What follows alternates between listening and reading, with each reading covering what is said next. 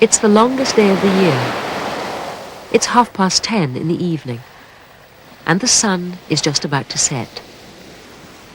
Imagine a place of seemingly endless days like this. A place of timeless history. Imagine a place full of natural sights and sounds.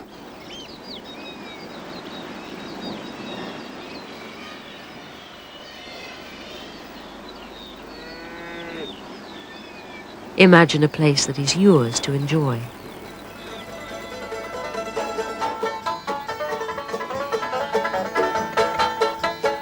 Where you can really be part of a community.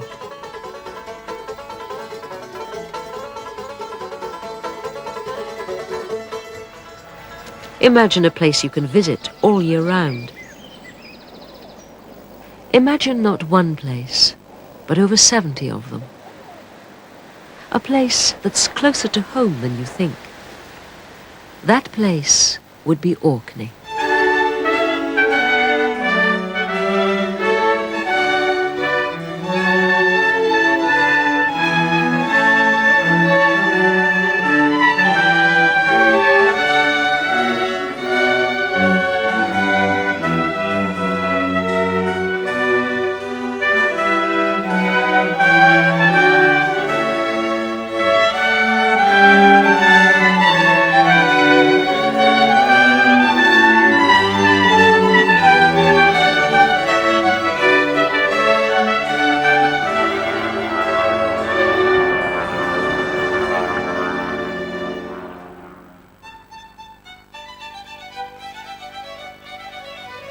Orkney, so close to mainland Britain that at times it's easy to forget the only ways here are on the wing or the wave. Life on Orkney is tied to a timetable of one kind or another. Big ships and not so big. Coming and going with all the necessities of life here. With 20 inhabited islands to visit, getting about in Orkney couldn't be easier. The urgent things of life come and go on a wing or two. Kirkwall, the island's capital, is an aerial crossroads. Here you can change planes and fly island style, sit alongside the pilot and take an exhilarating short hop to one of 6 outlying islands. For this is Orkney, home for 20,000 people. And whichever way you choose to come here, the islands, the peace, the quiet, and the fresh air are yours to share. Furthest flung island of the Orcadian archipelago, North Ronaldsay. 4 miles long and only a couple of miles wide, where less than 100 people live today crofting and fishing. The island landscape is dominated by the lighthouse. These are difficult waters. The tides are strong, and North Ronaldsay gained a reputation amongst early mariners as a place to be avoided at all costs. In the late 18th century, a lighthouse was built, one of the first to be erected in Scotland. Nearly 60 years later, a larger and more powerful lighthouse was completed. And ever since, teams of keepers have trudged up the stairs to light Britain's tallest lantern and maintain it.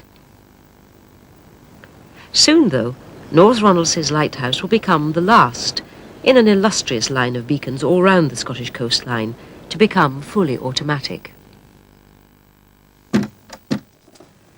There's always a welcome at the island shop and post office.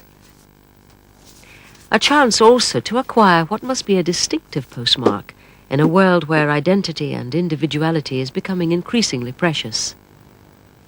Individuality like this thrives on Orkney. Postmistress and shopkeeper 1 minute, artist the next. Another speciality of North Ronaldsay is its sheep. A flock whose origins are lost somewhere in time. They are kept off precious pastures by a stone wall which encircles the whole island. They thrive on a diet of seaweed foraged from the shore, and it's this that gives their meat a unique flavour and which is highly sought after by discerning chefs. North Ronaldsay is just one of Orkney's aircraft carriers for migrating birds, the first landfall for some winging their way south during the spring, and then on their return north in the autumn. If you're on the lookout for a rarity, then you've a better chance here than anywhere. At the Bird Observatory, they maintain a fascinating record of species which have visited the island.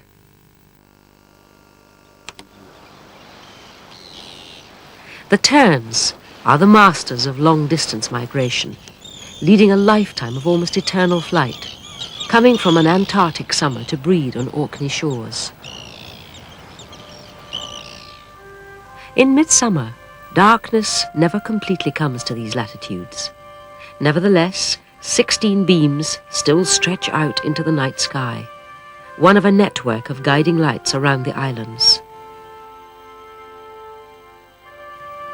A few miles as the crow flies to the southwest is the island of Westray and its lighthouse on the Noop Head. Warning beacons like these were unknown at the time of the Vikings, early seafarers whose wanderings in search of empire stretched as far afield as North America and Constantinople. They may not have been Orkney's earliest settlers, but they perhaps had most impact on the islands. The Viking influence continues today, for neighbouring Norway has strong links with Orkney. Here, it's hard to forget that just over 500 years ago this was part of a Norwegian kingdom. So, every summer, Kirkwall plays host to these peaceful 20th century relatives from across the North Sea.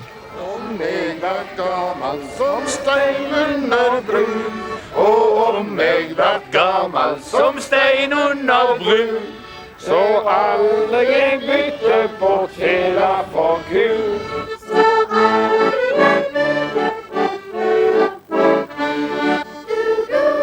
Norse links abound in Orkney's place names too.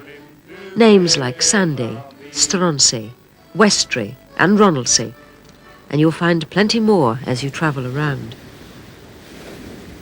Approaching the island of Shapensay, the ferry passes through waters where King Haakon of Norway once sheltered with his fleet before sailing to the Battle of Largs. 6 centuries later, as Queen Victoria was completing Balmoral, the Balfour family finished building their castle home.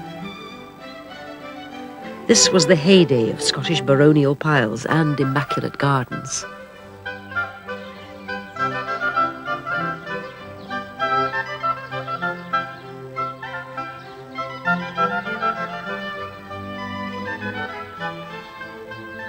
Although Shapensay, like many of the islands that make up Orkney, is easily visited for just a day, there are plenty of opportunities to stay for longer and to get to know the place and its people really well. And you turn to your left, you go down here, and the sign is at the bottom of the road where you turn for the brow. See you later. Bye. Bye. And it needn't be strenuous. Island roads are remarkably free of traffic.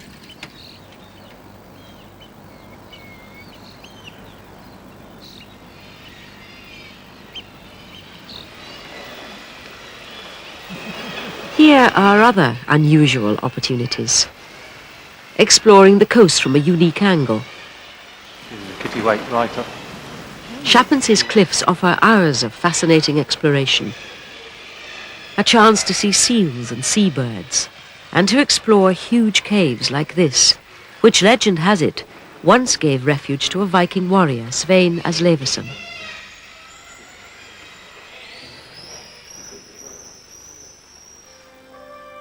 The Viking legacy is everywhere. They gave up their gods and adopted Christianity. They built churches on many of Orkney's islands. And defences, island strongholds that would be vital when family rivalries might have to be determined.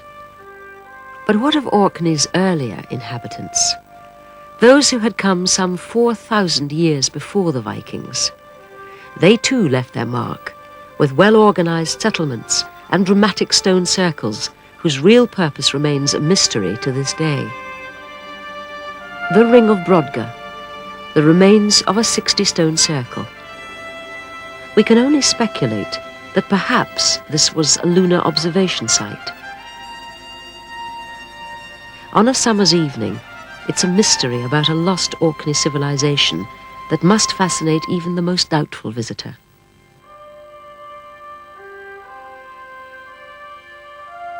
There can be no doubt about our more recent past, though. In the late 17th century, Britain's empire was growing.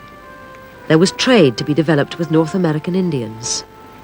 At the small port of Stromness, the Hudson's Bay Company ships would call to take on supplies and recruit most of their men for the long and dangerous voyages to Canada.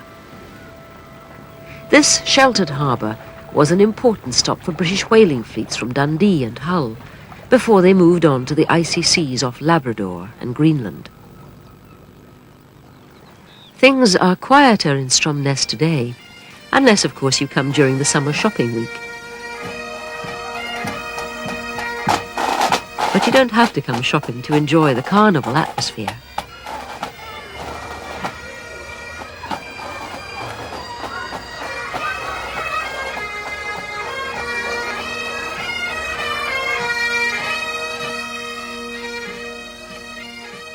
All year round, the busiest place is still the harbour. The waters around Orkney and in Scapa Flow are a rich larder. The land too is rich and fertile. This is prime farming country. Orkney beef is prized by local restaurants, and these naturally reared breeds have always had a high reputation for quality and wholesomeness. In the long days of summer, nothing stops growing. Sheltered from the spring winds, Orcadian produce ripens quickly.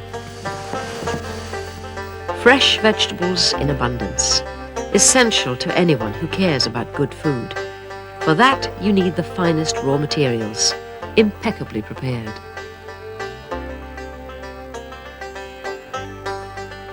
In Orkney kitchens, it's still possible to find that the links with the land and the sea are as strong as ever.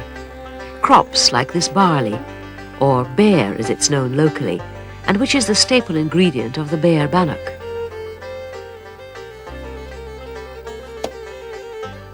Simple fare, it's as distinctive a part of the Orcadian larder as are these local oatcakes. And to go with the oatcakes, how about Orkney farmhouse cheese? While European legislation may have sounded the death knell for many island cheesemakers, it's still possible to find handmade Orkney farmhouse cheese with its distinctive tangy taste and creamy texture.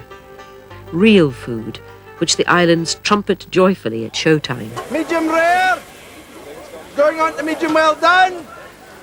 5 minutes later, they'll be very well done.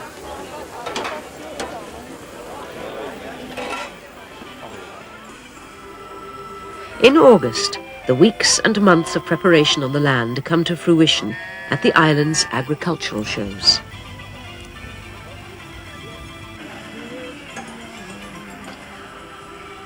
Whatever the animal, whatever the breed, and whatever the age, everything is on view. The judges must make their decision, and the visitors must admire their choice. Orkney is proud of its traditions and is keen to show off its heritage at every opportunity.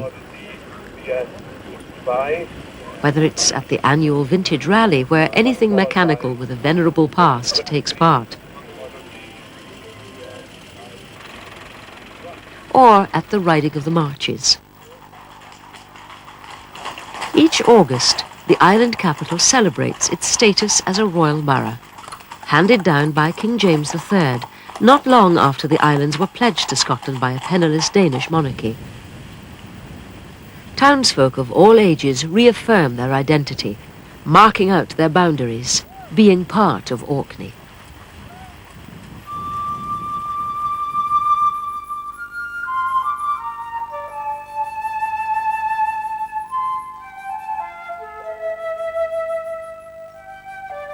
Warmed even in this northern latitude by the Gulf Stream, you could be forgiven for thinking that some of these beaches were on a far-off tropical island. This is the island of Sanday, an hour by ferry from Kirkwall, only 15 minutes if you fly here. There's a strong sense of the natural everywhere, whether it's water, stone, or wood. Basic elements which have always been part of life, and which Orcadians have skillfully used to wrest a living. Wood with which to build and ultimately be comfortable. The traditional Orkney chair is a unique piece of furniture, a design that has hardly changed from its humble precursor, made originally from driftwood. Now chair making is an important island cottage industry. Chairs are keenly sought after and can soon assume heirloom status in a family. Furniture also made in the islands, and which is as individual as its creator, here on the island of Ide.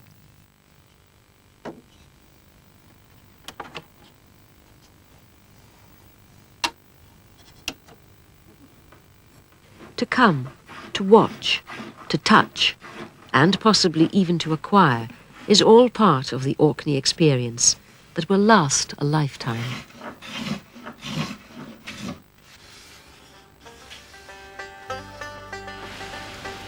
Stone, enduring, yet ever changed by the elements, and which may be a starting point for artists working in other materials.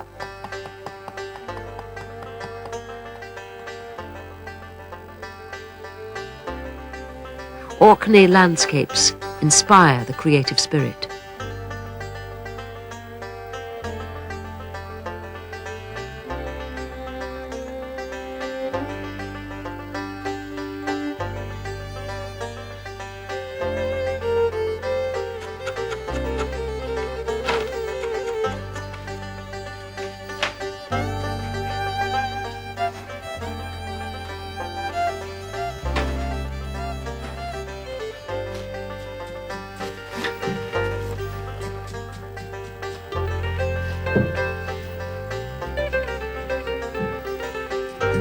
Wool, to be decorative,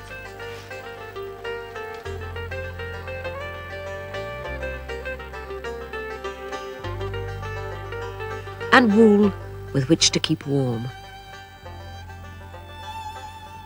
Orkney knitwear, whether traditional or designer made, is full of charm, which reflects the island character and environment. And handmade in Orkney means just that.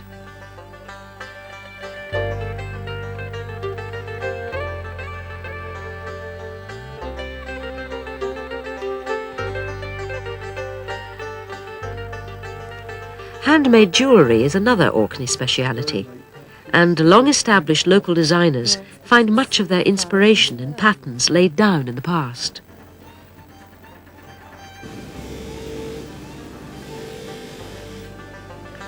Whatever the design, prehistoric or recent, there's always a chance to meet and watch and talk to the artist.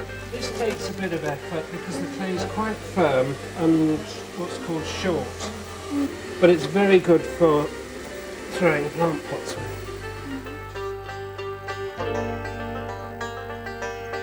The island communities that make up the whole of Orkney may be individual, but the news, the views, and often widely differing opinions find common outlets. The Orcadian, the island's newspaper, enjoys one of the highest readerships anywhere in Britain.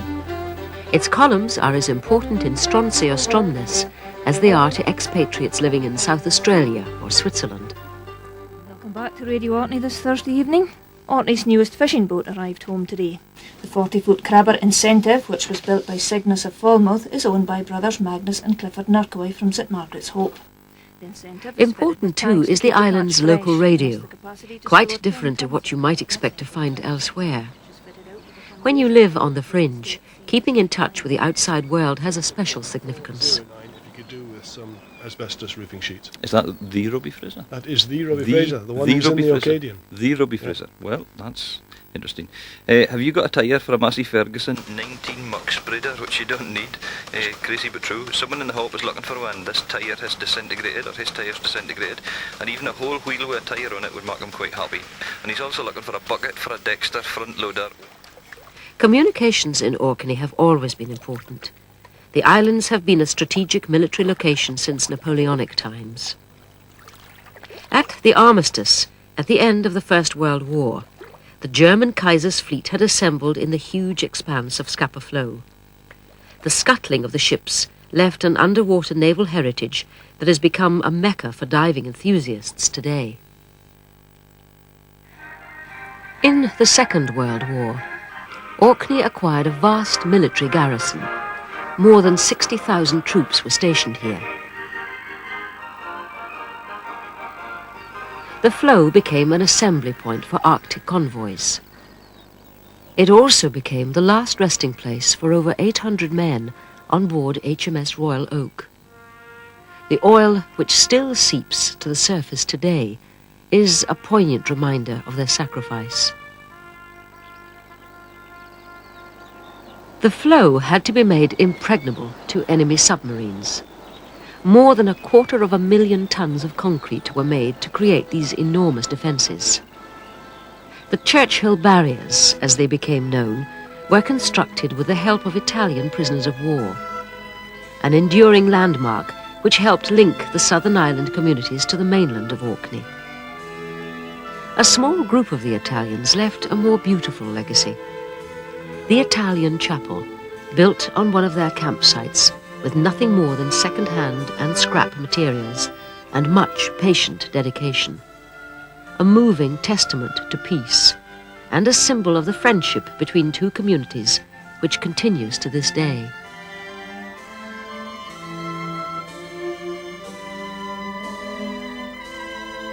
The sun makes a gentle passage into autumn skies. The sea and the wind make bolder statements.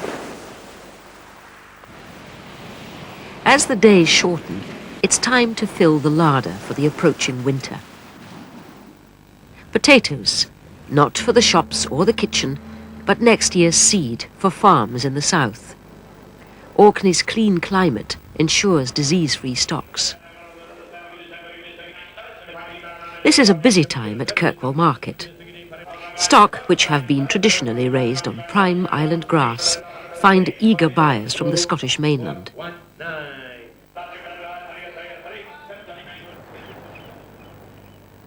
The final duties of the year on the land.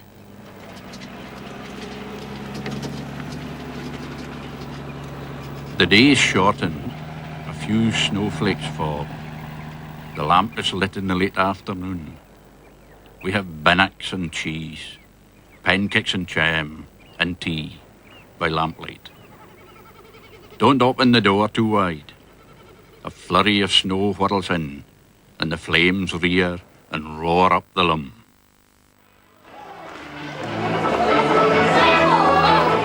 In island halls everywhere, a final celebration of the land. Harvest home.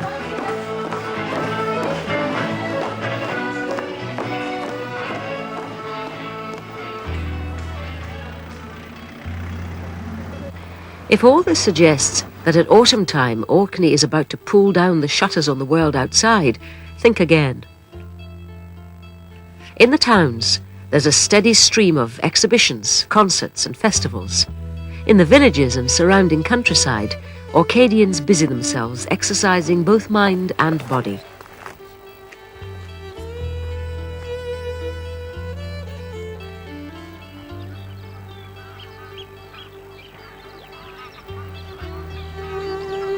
In this, Nature's Hotel, it's all change. Summer visitors have flown to warmer climes. The islands are a strategic staging post for birds once more. On the eastern island of Stronsay, their movements are recorded and captured, but only in pencil and watercolour. common species mix with the more exotic types. Orkney has become an aerial crossroads, a mecca for huge flocks of wildfowl, and for those who come to watch them. White-fronted geese, black-throated, white-billed, and great northern divers, long-tailed duck and goosander, knot and sanderling, smew and goldeneye. But just listen to the evocative and almost magical Orkney names for some of these birds. Rantuck, rain goose, callow. In Orkney the coot is called a snythe. On the bank there's a whaup, or curlew. Well over 40 different regular winter visitors are waiting to be checked out. It's the whooper swans which make perhaps the most striking impact on the scene, coming off the lochs to feed on the winter grass. A reminder that here there's plenty of space for wildlife. Farming and crofting and the birds have become amenable partners.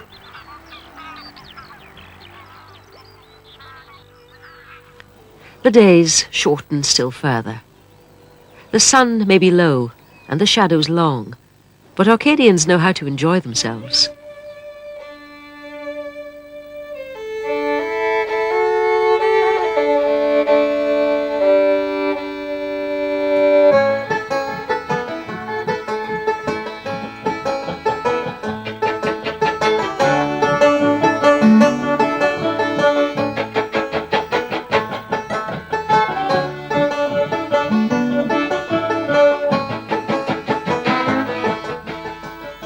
Winter was traditionally the time for making whisky.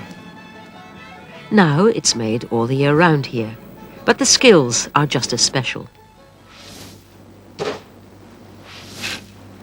Barley, which with the elemental combination of fire and peat and water, will become one of Scotland's classic malt whiskies. But only after years of maturation, plus a couple of 100 years of know-how.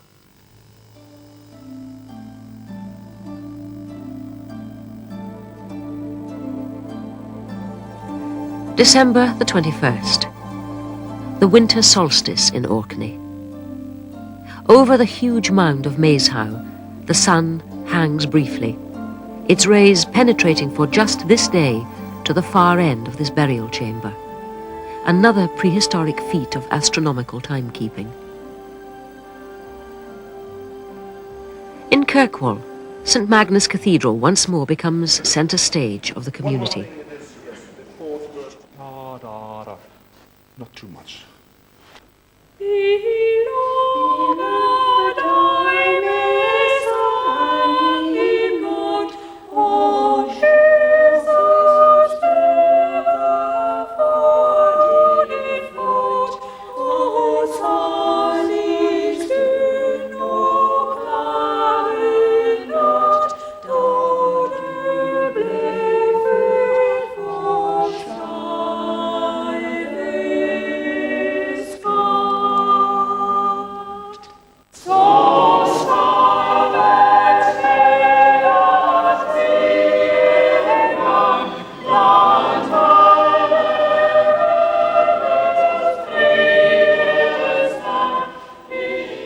From across the North Sea, Orkney's Norwegian neighbours have sent their traditional Christmas gift, the tree which will symbolise the light in the north.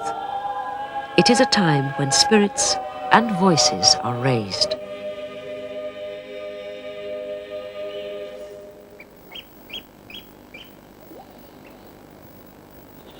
The first day of the new year.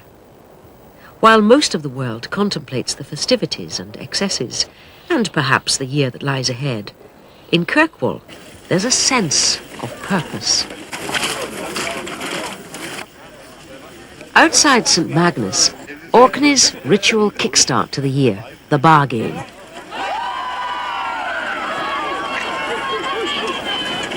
A celebration, some might call it that, whose origin goes back much further than the near century and a half it has been played. Anyone can take part, but which side you belong to is a matter of where you were born in the town. What would St. Magnus make of this unholy, noisy mix? Somewhere in the melee are plumbers and joiners, fishermen and bank clerks and lawyers and distillery workers, but not a policeman to be seen anywhere.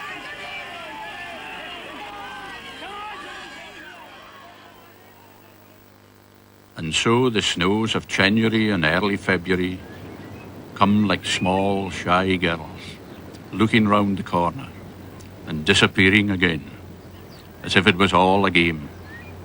Of course there are blizzards that heap up quilts and pillows in the fields. They vanish soon like white dreams.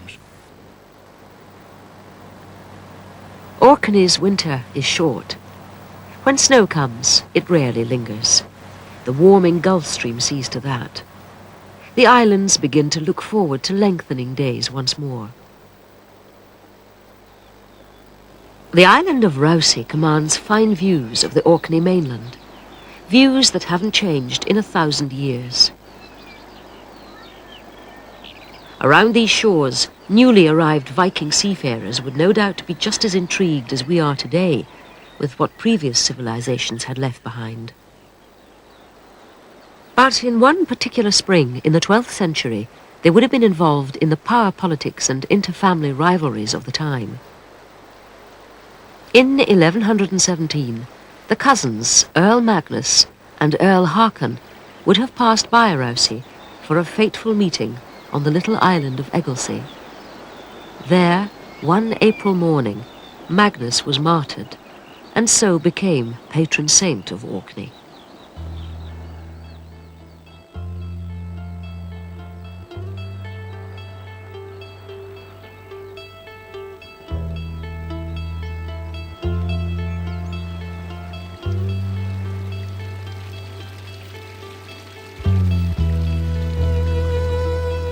The days lengthen rapidly in March and April.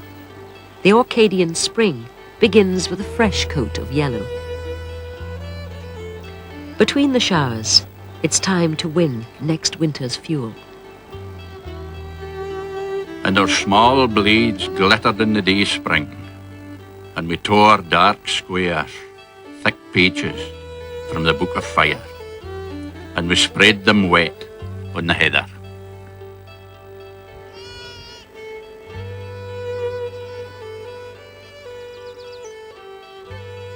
As May grows older, islanders and early visitors alike are tempted to enjoy fresh colour. Steaming north from the Scottish mainland, the first landfall were the cliffs and hills of Hoy, the highest of the islands, standing sentinel over the whole of Orkney. But the best way to appreciate the grandeur is to make your own pilgrimage over the hills of Hoy. It's worth every footstep of the hour-long walk to appreciate Orkney's most famous landmark, the 450-foot high sandstone stack that is the Old Man of Hoy.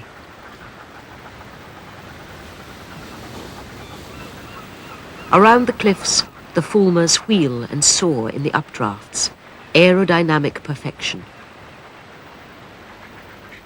A short flight to the island of Papawestry will enable you to observe some of the best known of Orkney's summer breeding birds. Back from their winter quarters at sea, they are settling down to create an enormous nursery.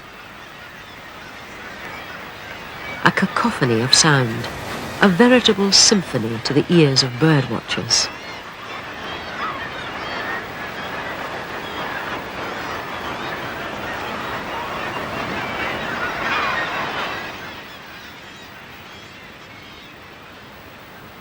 And here, a jewel amongst wildflowers, the tiny Primula scotica, the Scottish primrose. In spring, Orkney's more harmonious spirits begin to stir once more. From all over the world, just like the birds, music lovers home in on the islands. Orcadians have been busy too, preparing a welcome for them and developing their own repertoires. Orkney's folk festival is a magical mix of all ages and talents, when a community shares its musical traditions with all who come here.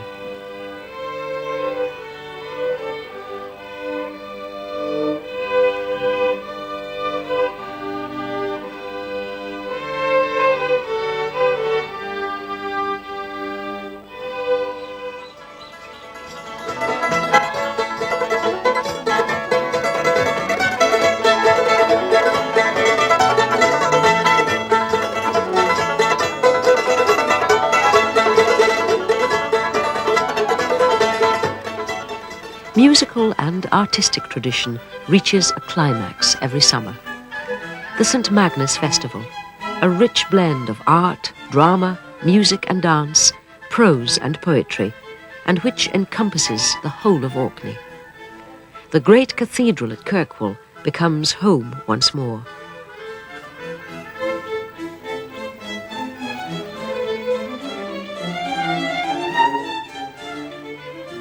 On a summer's evening like this, there's still time to make one more expedition in the twilight hours for that elusive fish. Beyond it all, I see an island shore, far in the north, the land that I love best. Again I gather seashells on the broch, or dream an angler's dream and drift once more within my little boat, when on the loch trout rise and the wind blows from the west. Orkney's year has come full circle. We are at the midsummer solstice once again. Orkney, a place set between the oceans of time. A welcome that is closer to home than you think. A place that is yours to enjoy. Whatever sights, whatever sounds, whatever music. It is an Orkney Symphony.